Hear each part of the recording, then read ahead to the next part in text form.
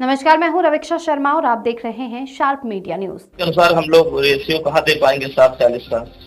Ratio से देखेंगे, MNREGA payment ratio से होता है। एमडीएम का भी पेमेंट अभी मैं इसमें एमडीएम करवा रहा हूँ। अन्नपूर्णा भवन बनवा दिया, लगभग 1.5 साल हो गया, हैंड ओवर करे, पेमेंट नहीं हो पा रहा। स्थिति खराब, कितना कराया जाए। तो इन दुकानदारों का दबाव होता है, गिट्टी मोरंग बालू वाले का, ईटा व्यापारी का दबाव होता है। तो पेमेंट जो लेट होता है तो उसका भुगतान बहुत से प्रधानों को अभद्र भाषा का इस्तेमाल करते हैं व्यापारी। इस समय गौराई बुजुर्ग ग्राम सभा में मौजूद हैं हम।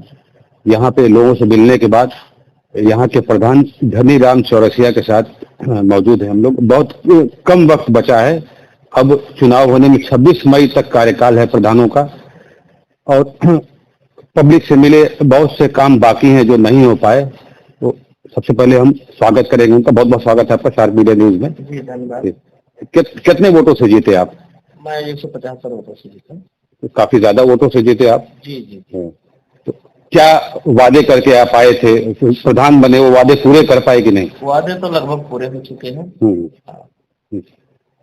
बहुत से लोग बता रहे हैं कि बजट कट गया है, तो बजट तो ऐसी कोई समस्या आपके यहाँ? स्थिति खराब है। हाँ, लगभग 2 साल पुराना अभी पेमेंट नहीं हो पाया है। मनरेगा की स्थिति बहुत ज्यादा खराब है।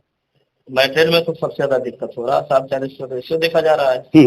गांव वाले तो मांगेंगे विकास ही, तब रेशियो देखा जा रहा है तो हम लोग विकास कितना कर पाएंगे। सबसे ज्यादा स्थिति विकास पर दिक्कत होता है रेशियो वाला। 60-40 का रेशियो मांगा जाता है। 60% कच्चे काम के बाद ही 40% पक्का काम प्रधान करा पाते हैं।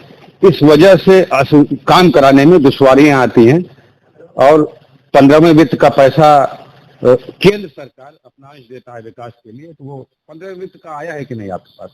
15 वित्त का राज्य वित्त केवल आया है। हाँ। वही आता हल्का फुल्का, तो मान लीजिए मानदेय प्रधान का, पंचायत सहायक का, और शौचालय का रख रखाव के लिए, लाइट बिल जमा करने के लिए, तो स्टेशनरी के, तो उससे कुछ होता नहीं, बहुत कम है।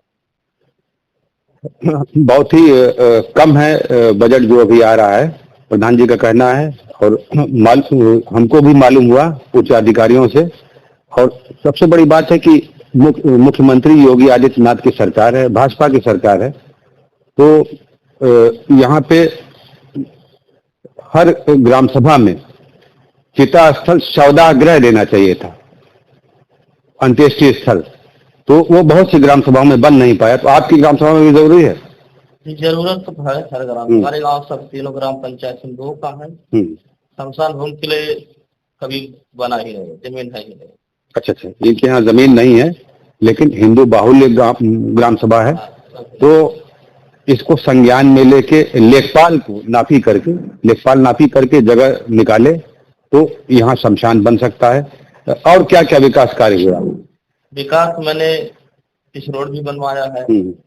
आंगनबाड़ी का इस समय देखिए नया मरम्मत कराया। अपने स्कूल में 2 प्राथमिक विद्यालय है, जहाँ मैंने बाउंड्री नहीं था, बाउंड्री करवाया।